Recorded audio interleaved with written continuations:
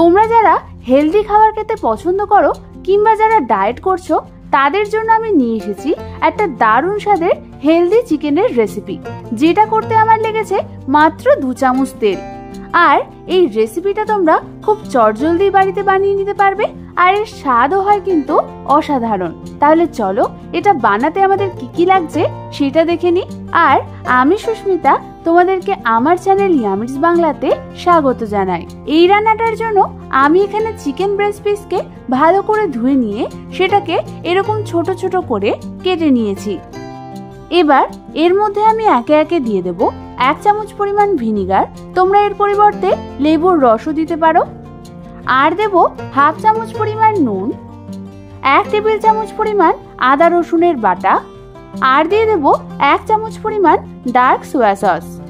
এবার এই সবগুলোকে আমাদের চিকেনের সাথে ভালো করে মেখে নিতে হবে। আমাদের ভালো মতো চিকেনটার সাথে সবকিছু মাখানো হয়ে গেছে।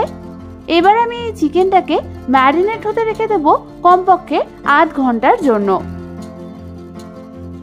এবার অন্যদিকে আমি নিয়ে নিয়েছি 1 চামচ আদা কুচি, 2খানা কাঁচা লঙ্কা কুচি, 5 থেকে 6টা কুচনো বিনস, 1টা কুচনো গাজর, 1খানা পেঁয়াজ, 1/2 কাপ পরিমাণ স্প্রিং অনিয়ন, আর নিয়ে নিয়েছি একটা অর্ধেকটা ক্যাপসিকাম, আর 1 টেবিল চামচ রসুন কুচি।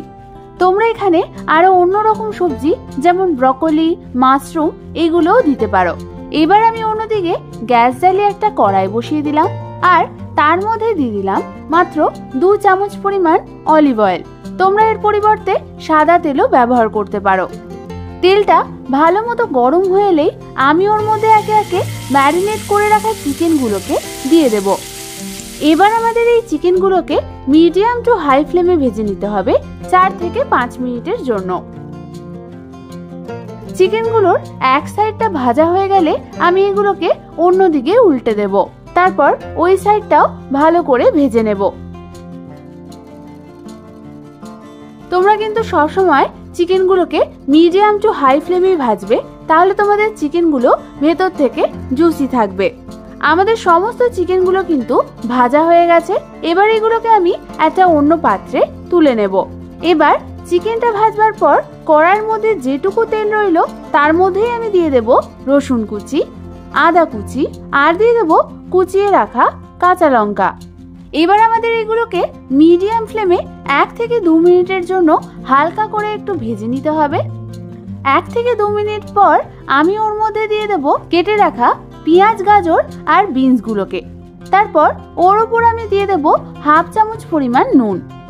এবার এই সব ভেজিটেবলসগুলোকে আমাদের মিডিয়াম ফ্লেমে 2 মিনিট ধরে ভালো মতো নাড়াচাড়া করতে হবে। ভালো মতো নাড়াচাড়া করার পর আমি এটাকে ঢাকনা চাপা দিয়ে রেখে দেব 2 থেকে 3 মিনিটের জন্য লো ফ্লেমে, যাতে আমাদের গাজর আর বিনসটা হালকা সেদ্ধ হয়ে যায়। 2 থেকে 3 মিনিট পর ঢাকনা সরিয়ে তোমরা দেখে নেবে তোমাদের গাজর আর বিনসটা হালকা সেদ্ধ হয়েছে কিনা। এই সময় হালকা হাতে আরো একবার নাড়াচাড়া করে নিয়ে আমি ওর মধ্যে দিয়ে দেব কেটে রাখা ক্যাপসিকাম আর স্প্রিং অনিয়নগুলোকে। ক্যাপসিকাম আর স্প্রিং অনিয়ন দেওয়ার পর আমাদের আরো 2 থেকে 3 মিনিট ধরে এটাকে নাড়াচাড়া করে নিতে হবে।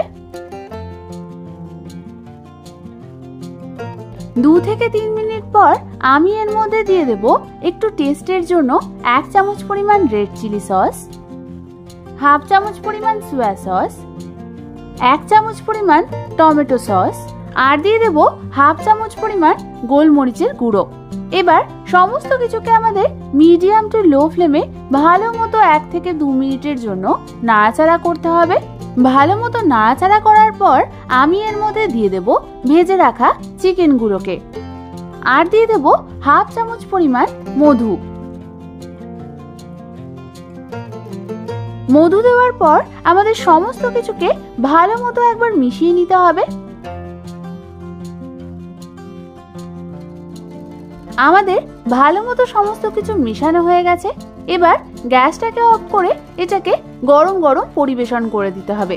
ব্যাস, তাহলেই তৈরি হয়ে যাবে আমাদের দারুণ স্বাদের হেলদি চিকেন। তাহলে তোমরা তো দেখতেই পেলে কত চটজলদি এই চিকেনটা তৈরি হয়ে যায়। এই রেসিপিটা তোমরা ডিনার, লাঞ্চ কিংবা ব্রেকফাস্ট যে কোনো সময় খেতে পারো।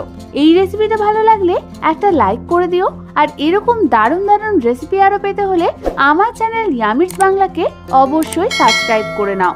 আজ তাহলে এই পর্যন্তই। আমি আবারও চলে আসবো তোমাদের কাছে নতুন কোনো রেসিপি নিয়ে।